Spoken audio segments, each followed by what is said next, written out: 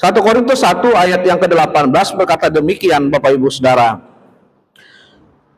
Sebab pemberitaan tentang salib memang adalah kebodohan bagi mereka yang menuju kebinasaan. Tetapi bagi kita yang diselamatkan, pemberitaan itu adalah kekuatan Allah. Pasti berbeda dengan Alkitab Bapak Ibu Saudara, karena saya pakai terjemahan baru 2. Nah, Bapak Ibu Saudara yang dikasihi oleh Tuhan kita Yesus Kristus, pada pagi hari ini kita akan belajar dari teks ini Bapak Ibu. Dan saya mengangkat tema bagi kita pada pagi hari ini, bagi Anda, pemberitaan tentang salib sebuah kebodohankah? Bagi Bapak Ibu Saudara yang dikasihi oleh Tuhan kita Yesus Kristus, pemberitaan tentang salib, apakah itu sebuah kebodohan? Ada seorang salesman, dia menjual aksesoris Kristen, Bapak Ibu Saudara. Dia pergi di kalayak-kalayak ramai, di mall, di mana, di jalan, di mana ada orang ramai-ramai. Next, dia berjualan aksesoris Kristen. Dia jual salib, kalung ada salibnya. Dia bilang gini, salib murah, salib murah, salib murah. Mungkin ada yang 10.000, ada yang 15.000, ada yang 20.000. Salib murah. Silakan dibeli. Bapak Ibu Saudara, benar aja sih, apa yang dia jual mungkin murah. Aksesorisnya memang murah. Tapi esensi daripada makna salib itu sendiri Bapak Ibu Saudara tidak seperti apa yang dilakukan oleh seorang salesman ini pada saat dia sedang menjual salib, aksesoris Kristen yang dijualnya di khalayak ramai. Justru Bapak Ibu Saudara yang dikasihi Tuhan, esensi daripada makna salib yang terdalam itu adalah kasih karunia Tuhan. Cinta Tuhan yang luar biasa bagi kehidupan kita semua. Lalu dia menunjukkan kasihnya Bapak Ibu Saudara karena dia punya visi dan misi. Dia hadir di muka bumi menyelamatkan hidup manusia lewat pengorbanan, kematian, siksaan yang luar biasa. Ini esensi dari makna salib yang dalam sekali Bapak Ibu Saudara, yang dalam konotasinya kalau kita sedang berpikir bahwa apakah sama, jelas ironi sekali dengan apa yang dilakukan oleh seorang salesman tadi Bapak Ibu Saudara. Dia katakan salib murah, salib murah, salib murah. Tetapi kalau kita bayangkan Bapak Ibu Saudara, nggak seperti apa yang dibayangkan oleh salesman tadi. Ironinya sebenarnya Bapak Ibu Saudara, salib itu nggak murah. Salib itu mahal sekali Bapak Ibu Saudara. Tidak seperti apa yang diucapkan oleh seorang salesman tadi. Bapak Ibu Saudara yang dikasihi oleh Tuhan kita Yesus Kristus. Mengapa pemberitaan tentang salib itu jangan sampai kita anggap itu sebuah kebodohan lagi sebagai orang yang percaya kepada Tuhan. Bapak Ibu Saudara, kalau Bapak Ibu Saudara nonton di TikTok dimanapun, kebanyakan yang menjadi sorotan kritikan tajam orang Bapak Ibu Saudara tentang keberadaan siapa yang ada di salib. Apakah dia itu manusia atau Allah? Dan ini memang membingungkan bagi banyak orang Bapak Ibu Saudara. Kalau orang bilang dia manusia, kenapa kita percaya kepada dia sebagai Tuhan? Kalau kita menjawab dia adalah Tuhan, mengapa dia tidak membebaskan dirinya dari hukuman salib itu sendiri? Makanya Bapak Ibu Saudara, kalau Bapak Ibu Saudara lihat di media-media sosial hari ini, orang sedang mengejar esensi daripada penyaliban Yesus di atas kayu salib itu Bapak Ibu Saudara. Karena orang masih menggunakan logikanya. Orang masih menggunakan akalnya Bapak Ibu Saudara untuk memikirkan tentang keberadaan salib itu sendiri secara khusus pribadi yang ada di kayu salib itu sendiri. Next, Bapak Ibu Saudara yang dikasihi oleh Tuhan kita Yesus Kristus. Di dalam ayat yang sudah kita baca tadi, ada dua asumsi yang melihat bahwa salib itu punya masalah menurut pandangan mereka. Asumsi yang pertama itu berbicara tentang bahwa bagi orang Yahudi, Bapak Ibu Saudara yang dikasihi oleh Tuhan, salib itu adalah sebuah batu sandungan. yang artinya tidak ada artinya bagi mereka. Kalau Bapak Ibu Saudara melihat di dalam 1 Korintus ayat 1 dan ayat sampai ayat yang ke-18, itu jelas sekali. Saudaraku, ayat yang ke-18, sebab pemberitaan tentang salib memang adalah kebodohan bagi mereka yang menuju kebinasaan, tetapi bagi kita yang diselamatkan, pemberitaan itu adalah kekuatan Allah. Nah, Bapak Ibu Saudara yang dikasihi oleh Tuhan kita Yesus Kristus, asumsi pemberitaan tentang salib bagi orang Yahudi itu adalah batu sandungan. Mengapa dia dikatakan batu sandungan, Bapak Ibu Saudara? Waktu itu saya juga penasaran. Mengapa asumsi orang-orang Yahudi tentang pemberitaan tentang salib itu adalah sebuah batu sandungan bagi mereka? Dalam konsep berpikir mereka, Bapak Ibu Saudara. Saya menyelidiki, ada beberapa hal yang menyebabkan mereka berpikir bahwa penyaliban Yesus di atas kayu salib itu adalah sebuah batu sandungan. Yang pertama, Bapak Ibu Saudara, dalam kehidupan orang-orang Yahudi, mereka sangat mengharapkan dalam konsep berpikir mereka, seseorang yang menyelamatkan mereka ini adalah seseorang yang betul-betul perkasa. Orang-orang kuat, Bapak Ibu Saudara yang dikasihi oleh Tuhan, yang mampu membebaskan bangsa Israel dari kepemimpinan kerajaan-kerajaan yang ada pada zaman itu. Yang mampu memulihkan keadaan-keadaan mereka pada zaman itu, Bapak Ibu Saudara. Ternyata kehadiran Yesus di muka bumi ini akhirnya menjadi idola bagi mereka. Dan endingnya dia mati di atas kayu salib. Menurut mereka ini bukan penyelamat yang kita harapkan. Ini bukan penyelamat perkasa yang kita rindukan, yang mampu membebaskan kita dan memulihkan kita. Dan itulah salah satu mengapa penyaliban Kristus di atas kayu salib itu dalam konsep mereka, bahwa itu adalah sebuah batu sandungan. Lalu yang kedua, Bapak Ibu Saudara, mereka berpikir bahwa Mesias yang menderita itu bertentangan dengan harapan mereka. Jelas, tadi mereka mengharapkan Mesias yang perkasa, Mesias yang mampu membebaskan mereka, Mesias yang mampu memulihkan mereka.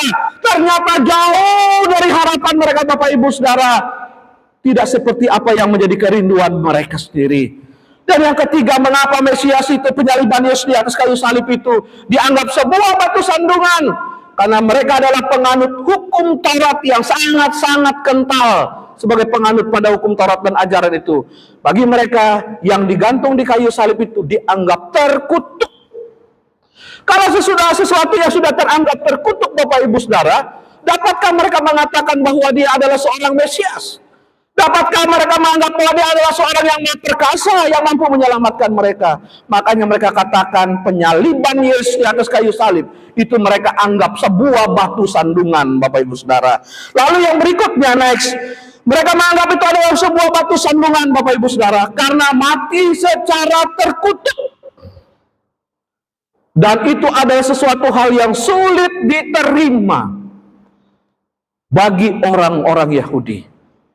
Lalu yang ketiga, penyaliban Yesus itu tanda kelemahan dan kehinaan bagi orang-orang Yahudi, Bapak Ibu Saudara. Bagaimana dia mau menjadi seorang juru selamat? Bagaimana dia mampu membebaskan kita dari keadaan yang kita hadapi? Tetapi sesungguhnya dia disalibkan. Bukankah itu sebuah kelemahan dan kehinahan dalam konsep mereka? Dan itu batu sandungan bagi mereka, Bapak Ibu Saudara. Yang terakhir, mereka berharap mujizat membebaskan mereka, memulihkan keadaan mereka. Malah terlihat seperti sebuah kekalahan karena sebuah kematian. Dan itu batu sandungan bagi mereka. Next. Lalu yang berikutnya, Bapak Ibu Saudara, ada satu kelompok orang lagi. Asumsi pemberitaan tentang salib bagi orang yang bukan Yahudi. Tadi ada orang Yahudi, Bapak Ibu Saudara. Sekarang ada konsep baru lagi yang di dalam Alkitab ini dibangun dalam konsep berpikir mereka secara khusus. Asumsi ini dibangun bagi orang-orang yang bukan Yahudi. Dan mereka memandang bahwa pemberitaan tentang salib itu adalah sebuah kebodohan.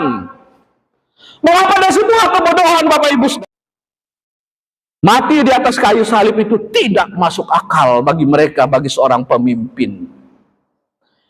Yang lebih terpuji, Bapak Ibu Saudara, kalau zaman dulu, kalau di rumahnya banyak bergantungan kepala. Ya, zaman ngayau dulu gitu ya. Tetapi apakah ini sebuah hal yang terpuji mati di atas kayu salib. Enggak. Karena itu bagi mereka bukan seorang pemimpin mati seperti itu, Bapak Ibu Saudara. Mati dalam medan perang dengan perjuangan dan mematikan banyak orang dan akhirnya dia mati.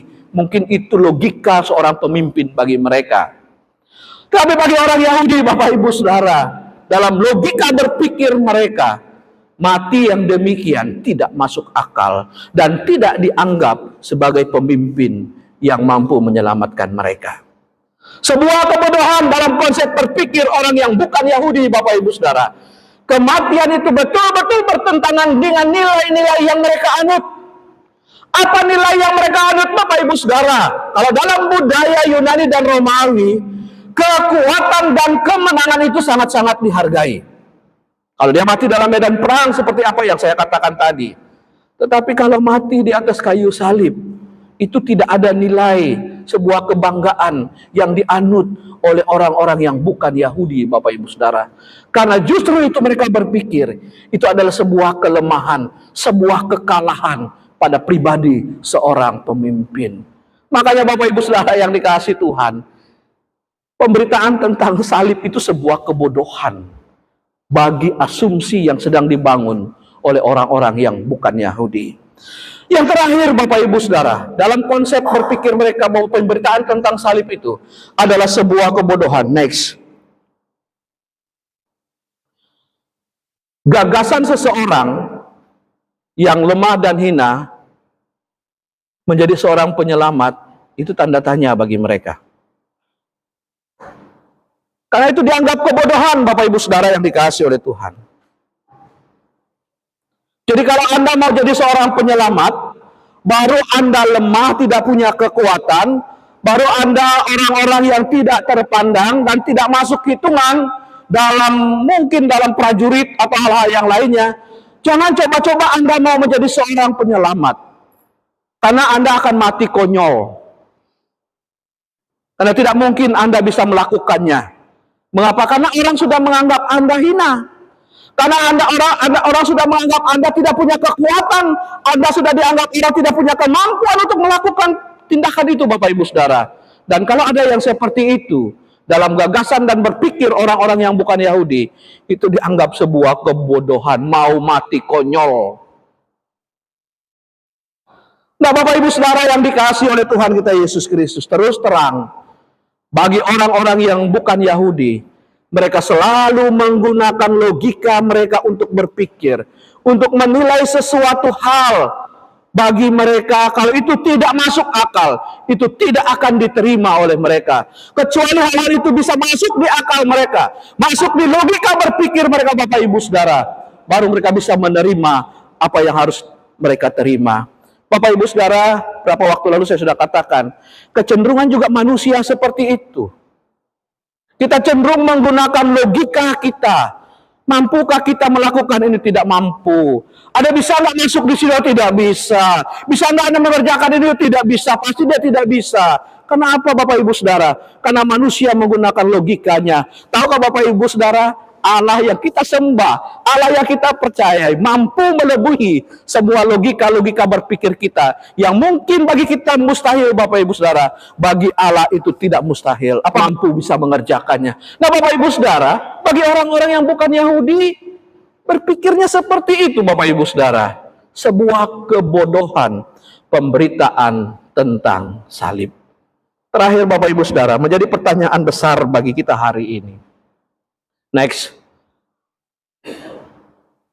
Apa asumsi yang Anda bangun pada pemberitaan tentang salib hari ini? Karena pembicaraan tentang salib ini akan kita bicarakan sepanjang 1 bulan ini. Saya hanya memberikan pengantar-pengantar bagaimana orang sedang membangun asumsi-asumsi mereka tentang pemberitaan tentang salib. Tetapi satu hal, nanti sore Ibu Pendeta Magda akan berbicara tentang ini, bahwa pemberitaan tentang salib itu adalah kekuatan Allah.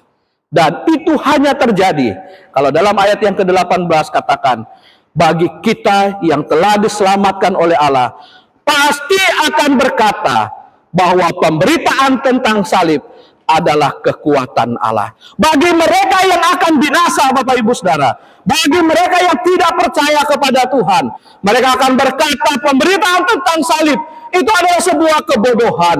Mereka akan berkata pemberitaan tentang salib itu adalah sebuah batu sandungan. Sekali lagi, bagi kita yang diselamatkan oleh Allah, pemberitaan tentang salib itu adalah kekuatan Allah. Bangunlah asumsi Anda yang benar tentang pemberitaan tentang salib, supaya kita memahami benar bahwa esensi makna daripada pemberitaan salib itu sangat-sangat dalam, bukan murah, tapi mahal. Tuhan Yesus memberkati kita semua. Mari kita